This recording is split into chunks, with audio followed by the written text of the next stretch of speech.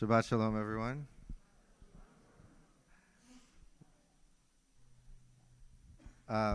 This is either the greatest moment of my marriage or I will be in deep trouble by the time this is all done. But actually, Yael and I occasionally have this opportunity to sort of have the intersection of Torah and justice. I remember we did it with Dahlia Lithwick after the death of Ruth Bader Ginsburg. And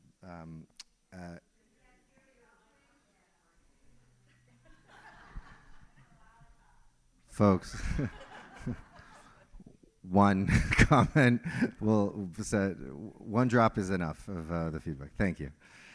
So we are really, really pleased to have Cornell back on the stage with us, Professor Reverend Brooks back on the stage with us, Rabbi Bima with us, to be able to do a little bit of a Q&A. Because Yael and I come at this from slightly different perspectives, I think that's how we're going to start. So, Reverend Brooks, I wanted to ask you about you're growing up in the church, you're becoming a preacher, you're marrying a woman who is the child of a preacher, as he was just sharing some really intense stories with us, yeah? So can you just talk about your formation as a spiritual individual?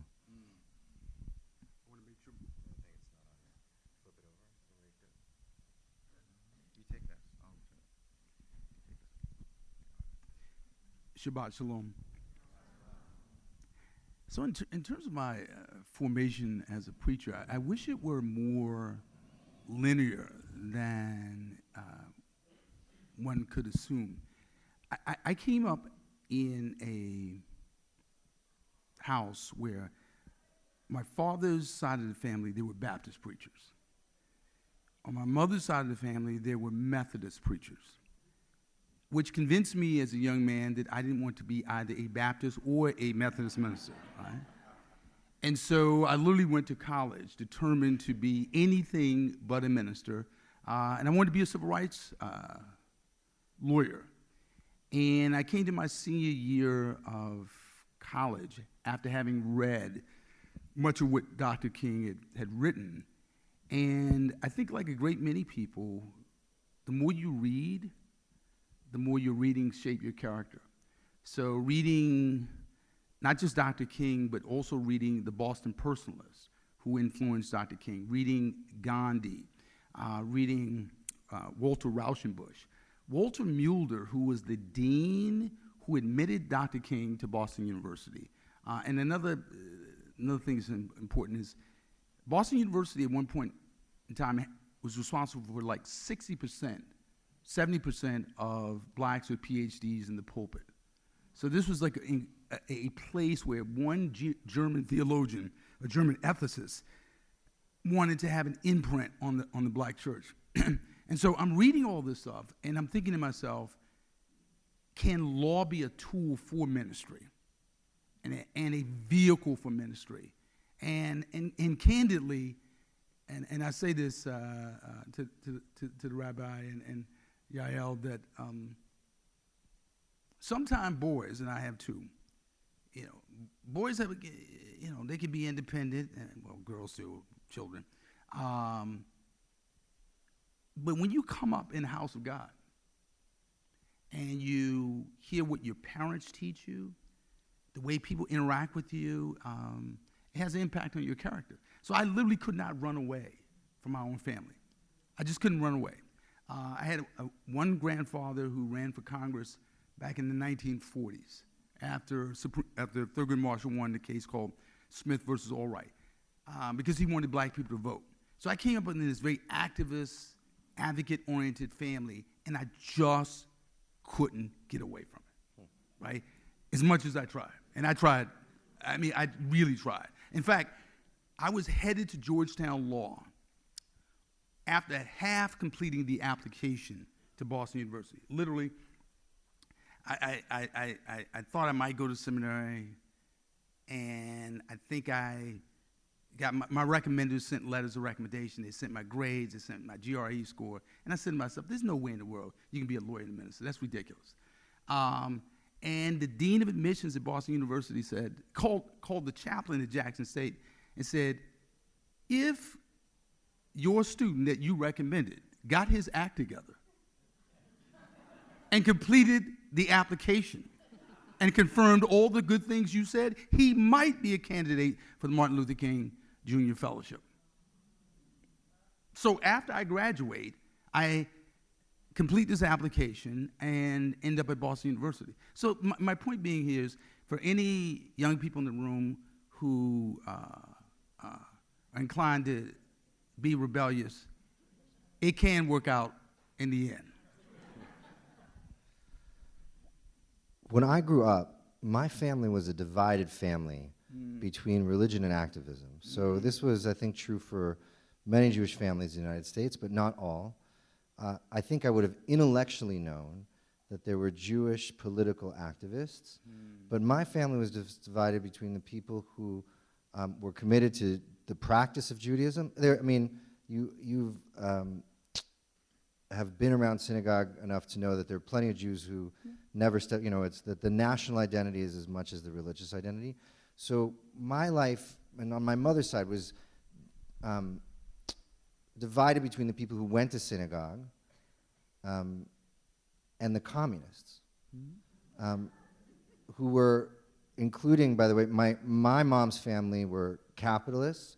They were the kind of Jews, they loved synagogue, and then they would discuss how great the sermon was over the bacon afterwards. Like, that's the kind of family.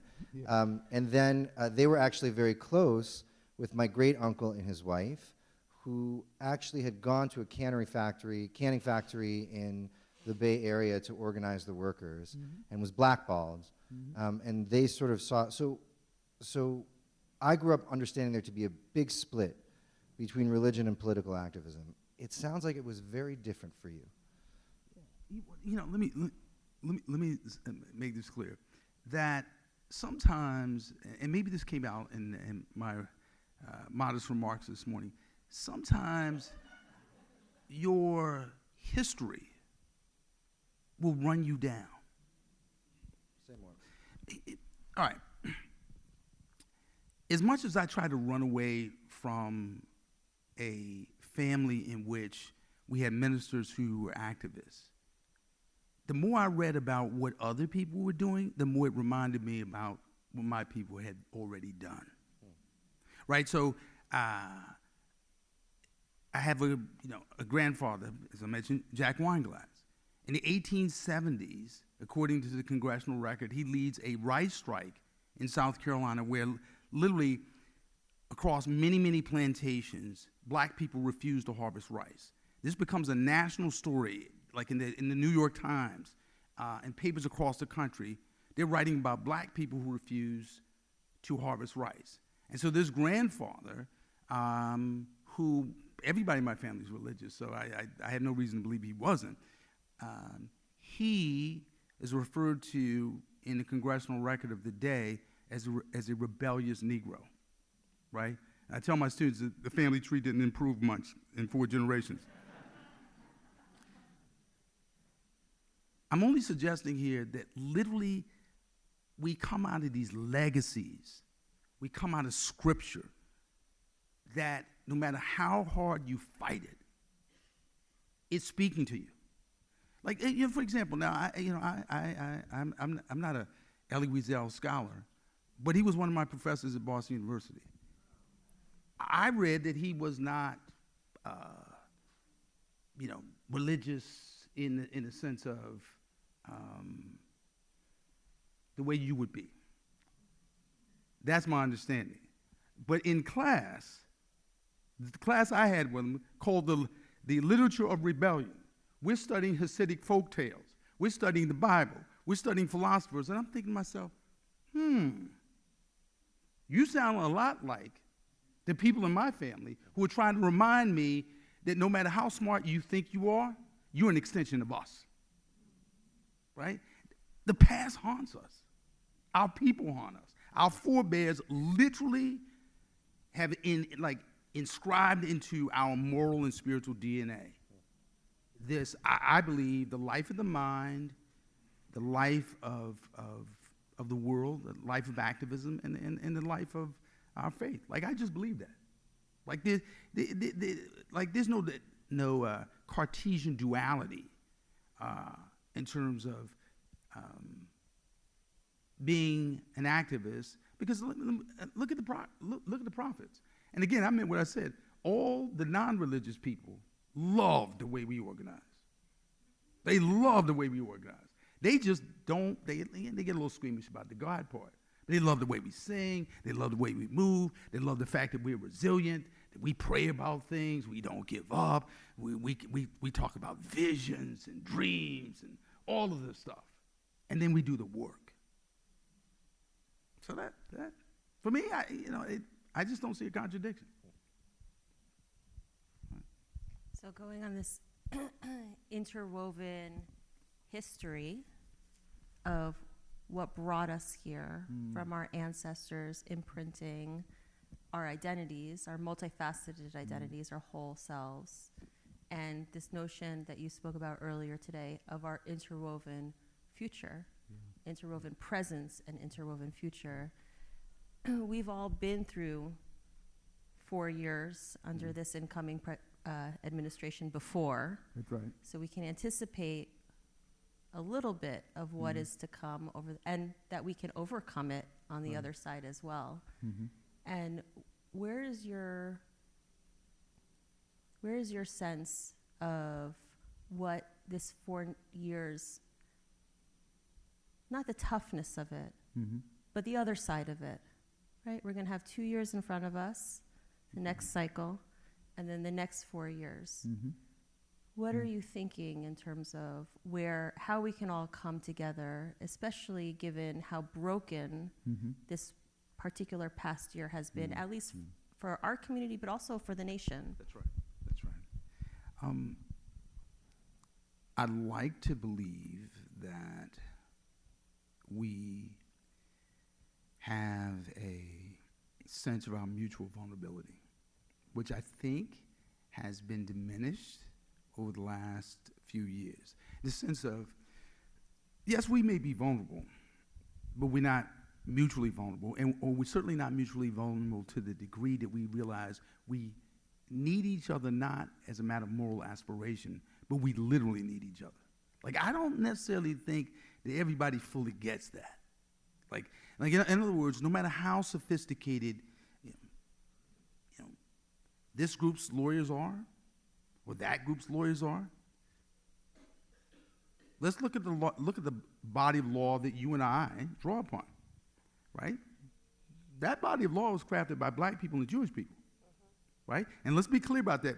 And again, no ethnic hubris here, but I make a legal and sociological observation. If you were to take out of any constitutional law book those cases that came into being as a consequence of civil rights advocacy on the part of black people and Jewish people, most case books would look like a piece of Swiss cheese. That's the magnitude of the impact. Again, I can tell this is not clear. The civil rights laws gave rise to the immigration laws that make America look like it does today. The civil rights laws give rise to the laws that protect women, that protect people based, LGBTQ people.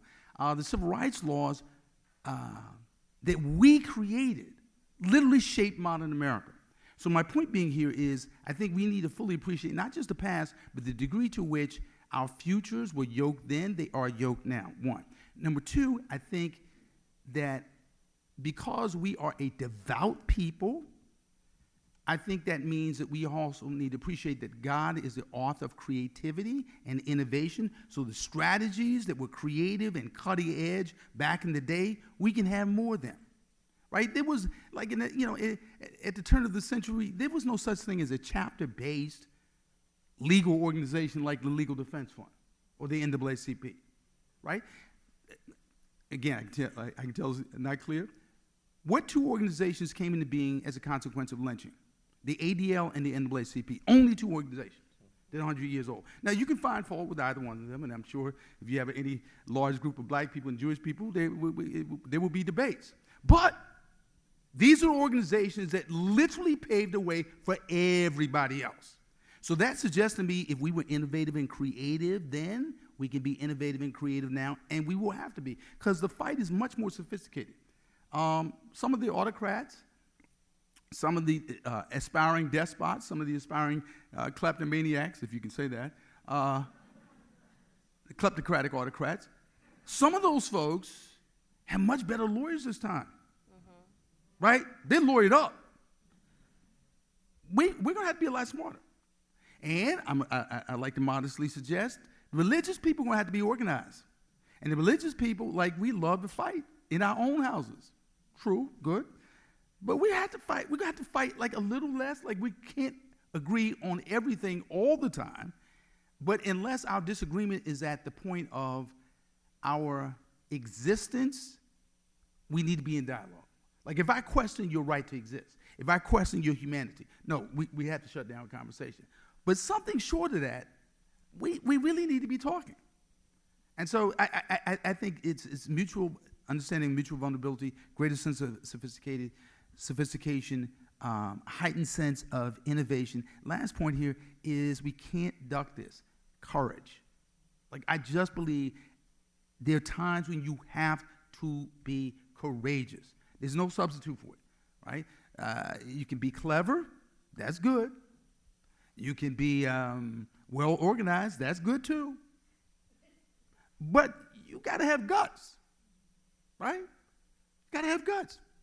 And I think religious people have to set, we have to speak to the people with an eloquence of example. We have to set the example. We have to be courageous, because these other folks won't be, right? No. Or when they try to be courageous, they want to tweet about it, post about it, and get credit for it, as opposed to our people who tend to be courageous because courage is what is required. Right? That's just, of course, like most preachers, I got a lot of opinions, but that's a little bit. And what do you think, Cornell, with regard to the last time we had a presidential election, for example, there was a swing. So we had President Obama come in, right, 2008, swing to the right in 2010, which we inherit all these gerrymandered laws as a result of, right? Gerrymandering and gerrymandered laws. And now, perhaps this is an invitation and an opportunity for organizing, for hope. As so much, again, I keep saying this precipice word, as so much hangs in the precipice. I think that most people were really surprised in some ways by this election, by the results of it, the swiftness of it, by the referendum that was imposed on the national climate. And so where do we go? I know this is a big question, but it's, we were here the day after the election. We all came together in community, and it was shell shock. There were tears, shell shock, denial, right? In some ways, there's still denial. And we're going to have to find resolve within ourselves and within our various communities to build. And how do we continue to pierce? How do we continue to go there? Because we got 50% of the nation sees things in a very different way. I'm reminded that of something Martin Luther King said, and something my grandmother used to say. King was fond of Hegel's dialectic, right? And then my grandmother, she was not a student of Hegel, but she would often say, this country swings from one extreme to the other, right? She wasn't positing about thesis and antithesis or synthesis. She was just saying, we just go from extremes. I think in this moment, the prophetic people have to appreciate that we have swung to an extreme. And the moral voices in the country have to literally take advantage of this moment, pedagogically speaking. So in other words, when there's mass deportation with massive racial profiling, there will be collateral damage. We're not going to round up documented, undocumented, document suspect people in neat neatly boxed categories. There will be discrimination. There will be harm. Families will be disrupted. Americans, I'm not entirely sure, have a stomach for as much of this as they seem to think, right? We've seen this where, countries, in many states, I come from the Deep South, where people believe they want to ban abortion, except when it means imperiling the lives of their mothers and their sisters and their families. When people come to realize ectopic pregnancies look a lot like abortions. And so when you have mothers who grieve over the loss of their children, but loss of children through an ectopic pregnancy, but can't good care, the most conservative clergy in the country say, I'm not entirely sure about that. So my point is, this is a moment for us to teach, right? One. I think, two, I think this is a moment for us to capitalize on potential gains and lock them in. In other words, when we have opportunities to pass legislation, we can't be squeamish. There have been times in the past where I don't think we've spent the kind of political capital to lock in voting rights. Candidly, how is it I don't want to call any names, but you can't have less than a handful of senators in service of the Senate rules hold up voting rights and police reform. How is that possible? There was a time when we had a president, and again, I'm not being critical. I've never sat in the Oval Office. Excuse me. I've sat in the Oval Office, but not in the chair. Okay. There was a time when we had a president who expended some capital on voting rights, and got tough. Okay. And I'm simply saying, and I'm saying this to a well-respected voting rights lawyer, we have to have people in office who understand that is numero uno. Because if you can't secure the franchise, you can't secure anything else, politically speaking. Okay, so my point being is, with voting rights, you're going to see, again, more young people's voices suppressed, depressed. We'll see more disenfranchisement. We will most certainly see what I would call people becoming disaffected as a consequence of disinformation. In other words, you mentioned 50% of the country winning. Well, that's not entirely true in the sense that in this campaign, more people were convinced not to vote as opposed to being persuaded to vote for the other side. So when we look at low information zip codes, right, when there's no local media, people didn't turn out to vote, or they voted for a candidate not voting in their interest, because literally a lack of information. That's not true in Montgomery County, but it's true in other places. So my point being here is, I don't think the burden of persuasion is quite as high as we think it is. In other words, some of us think we simply failed to make the case, perhaps, but in some cases we failed to make the case that the case needs to be made. We failed to convince people that it's important. We failed to convince people that you can, in fact, affect change. How is it? I got 19-year-old students at Harvard who say to me, I'm burnt out. Okay. Okay. I'd say, well, I would argue John Lewis could have made that case too, right? Okay. But my point being is, this is a direct result of us not persuading our own young people that they have a voice, that they are powerful, that what they've learned, I believe this, and I'm not saying this simply because I'm here, I'm saying because I was saying the same thing in my own house, that what you learned in worship works. Not with immediacy on some temporal time frame, but it works in the sense that we are able to bring this country closer to what it should be, not the kingdom of God, certainly not the promised land, but we're able to do a much better job than we have done heretofore when we do and use the things that literally we learn. But we got to do a better job of teaching. We got, in other words, I keep thinking about, and it's my last point here, I keep thinking about myself at 19, right? I was like, okay, again, Chatham House rules, confidentiality. When I was 19, I proposed to some of my college classmates.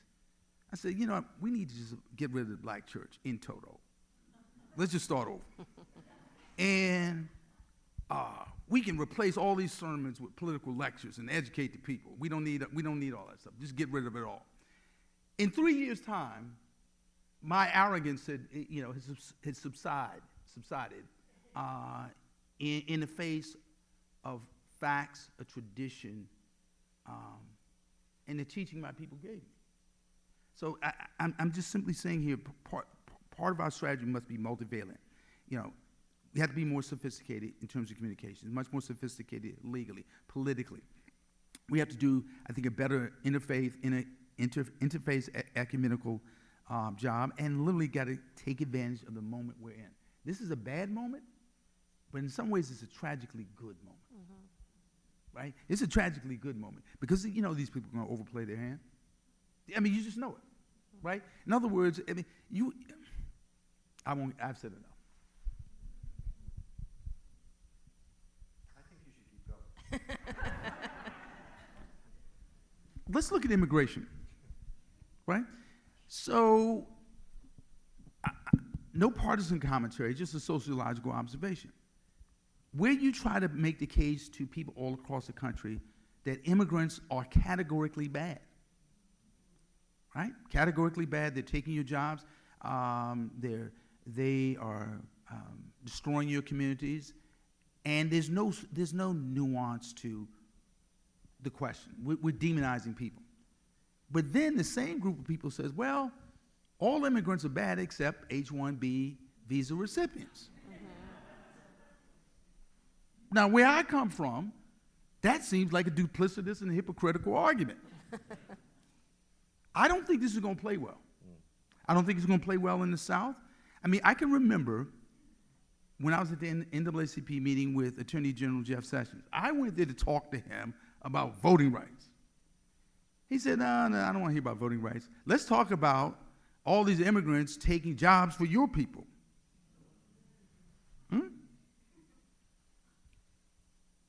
I don't know if you're the right person for that argument, but here's what we know.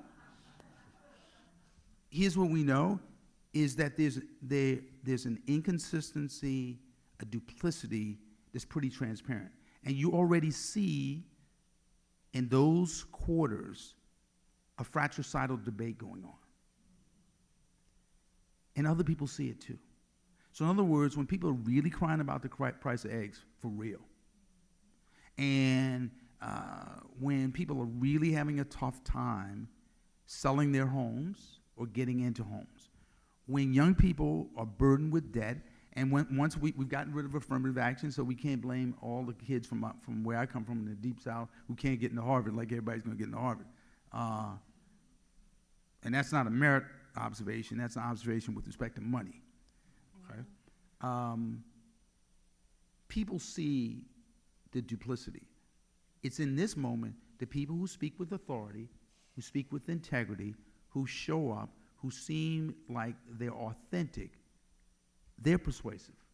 I mean, you cited Barack Obama.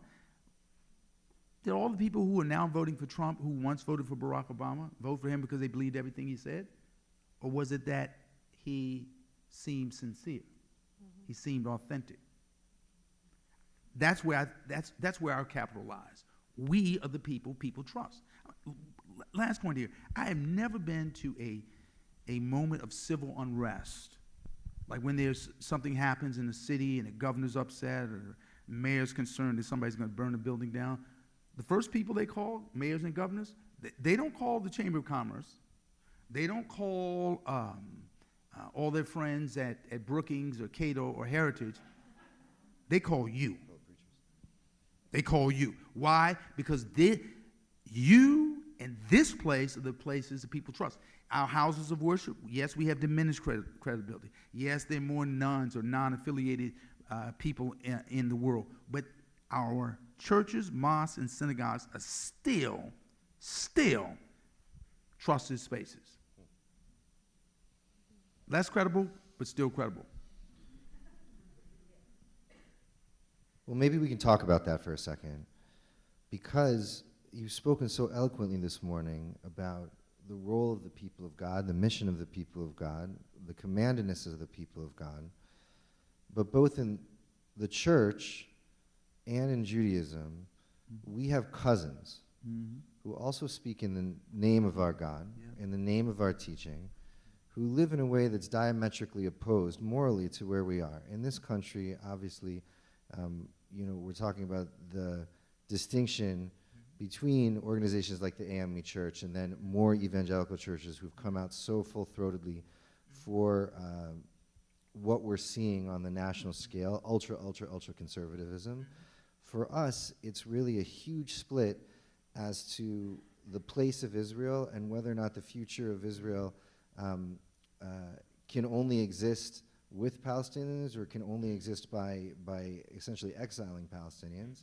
And both groups of people speak with a great deal of authority and fervor, using the same text. Right. So, as a minister and as an activist, what are your thoughts about the intractable religious divides in between within the religions? Yep, that's right. My observation is not a matter of doctrinal hermeneutics. It's a matter of I would say, secular perception of authenticity.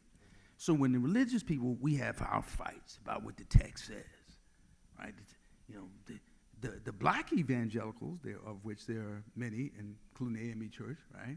And we white evangelicals have many disagreements, right? But our children judge us not on doctrine and interpretation, but authenticity.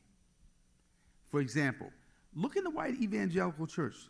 Look at the young white evangelicals who are questioning the leaders of their traditions with respect to how they treat women, right? So it's one thing to say, we don't want women in the pulpit. It's another thing to put a sexual harassment, bury sexual harassment cases.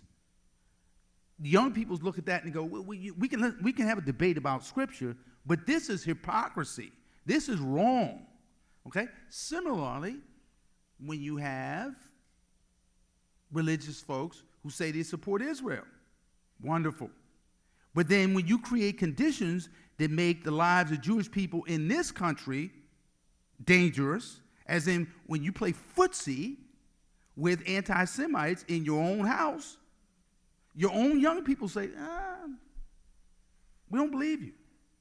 And so what I'm saying to you, if we simply say this is a matter of us coming to doctrinal consensus on key issues, partly, but it's also a matter of us being consistent with respect to what we say and calling out, to your point, Rabbi, calling out our cousins. Are you consistent with what you say? For example, Sister Helen Prejean, the death penalty advocate, she comes to guest lecture in my class.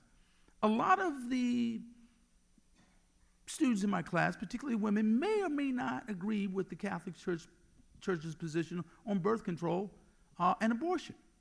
But everybody respects her because there's a consistency, an authenticity, and a compassion.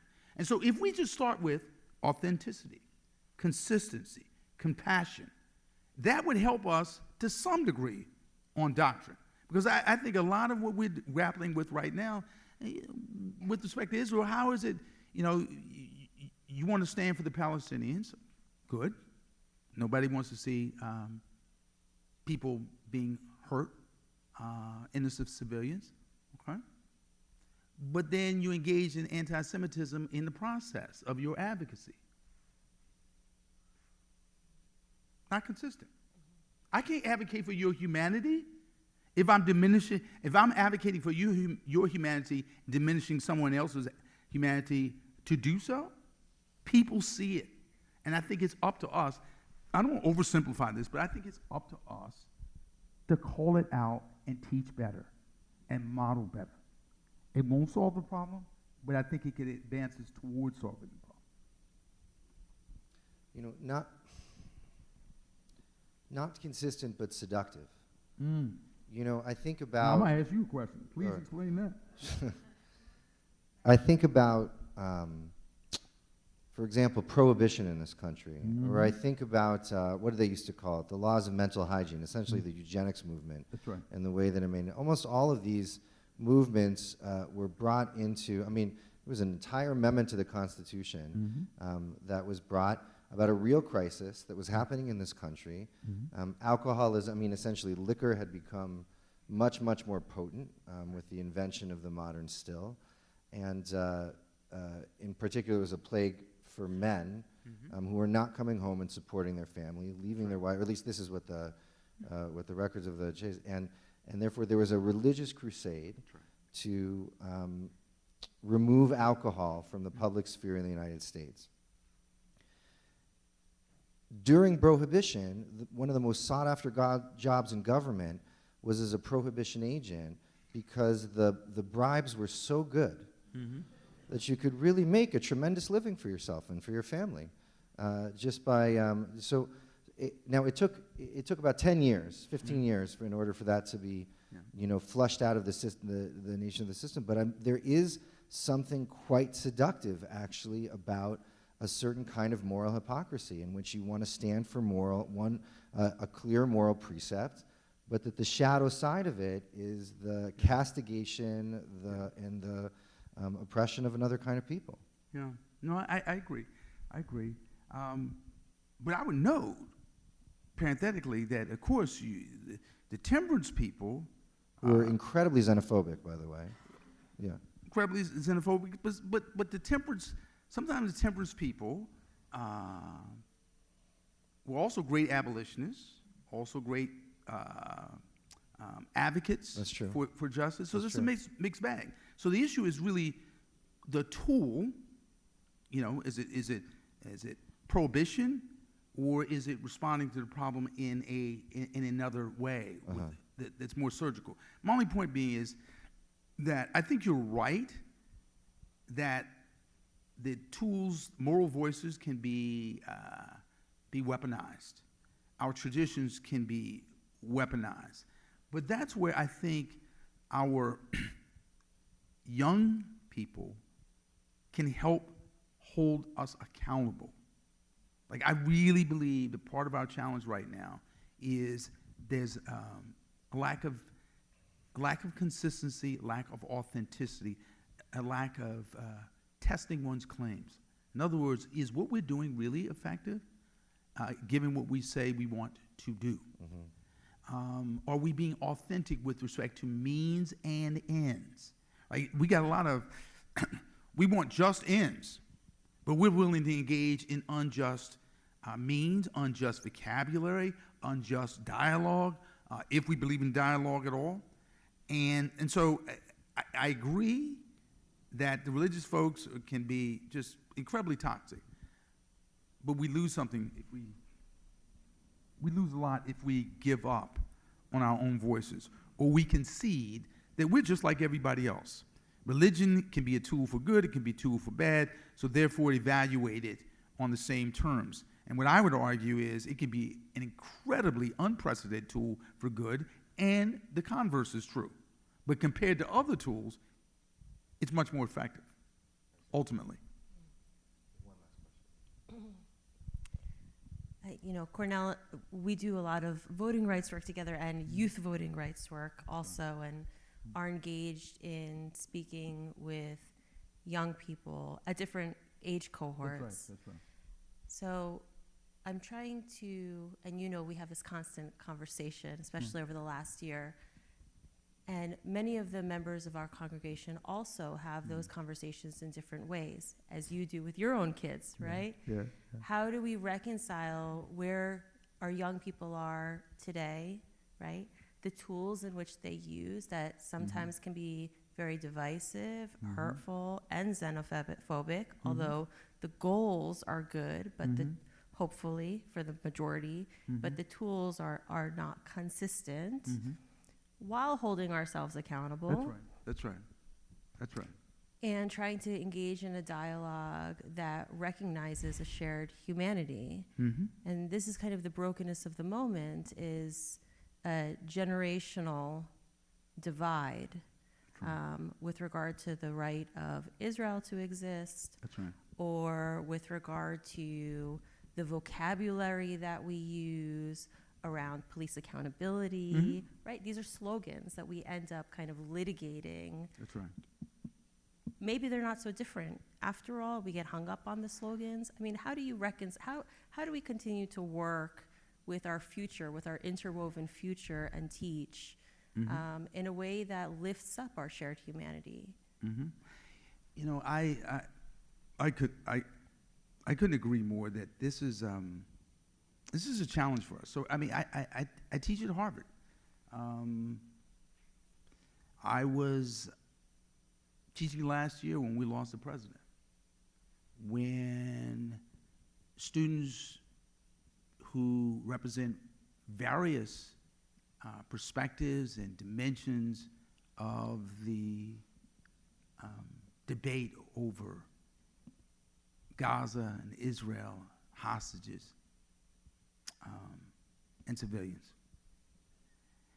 And it is my deep belief that if you listen, be true to yourself, you have the opportunity to persuade. I tell my students, you may not persuade me, but if you're still in conversation with me, you have the opportunity to persuade. But it is also true for those of us who are older. And I'll give you an example. I'll never forget in Ferguson, Missouri, I walked into a room and there was Harry Belafonte in his 80s. I'm standing on the wall in the back of the room with a young man who was about 16 or 17. He asked me, so how was this guy, Harry Belafonte, know so much about what we're going through? I say there was a Black Lives Matter back in the 1960s. He was probably as popular as anybody on your playlist. And he once got on a plane with tens of thousands of dollars in cash that he took to a movement to bail out people your age. He's old. But I think he had something to say. I think you need to listen. I hear things that I find very disturbing. I hear things that I don't agree with. But the one thing I've come to appreciate is that if you allow people, when they're sincere, to test their ideas, test their thoughts, press the limits of their conscience with you, you have the opportunity to influence. And that we cannot underestimate that. And again, I'll say this because I'm in the synagogue, you know, like, maybe your rabbi is different, but I don't think so. Rabbis don't just teach from the bema in a sermon. So when you bury the dead, when you do a bar mitzvah or a bat mitzvah, when you marry somebody, you're teaching. Those relationships give you influence. And I deeply believe that if we give up our relationships, we give up our capital, we give up the ability to influence people, even when they say things that are not particularly well thought out. Harvard issued a number of statements last year that I don't think, represented the intellectual height of that great institution. But if we are not in a place of saying, you know what, this is not what you say. Let's think about that, right? Let's think. But let me hear your thinking. Again, this is not a popular opinion, but the prophets, we still listen to them. I want people to still, and particularly our young people, to still listen to us. Everyone, Professor Reverend Cornell.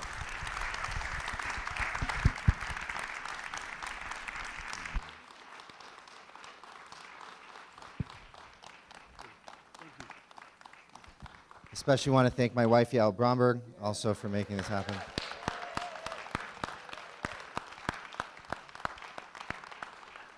It's a little unusual, the sort of dual interviewer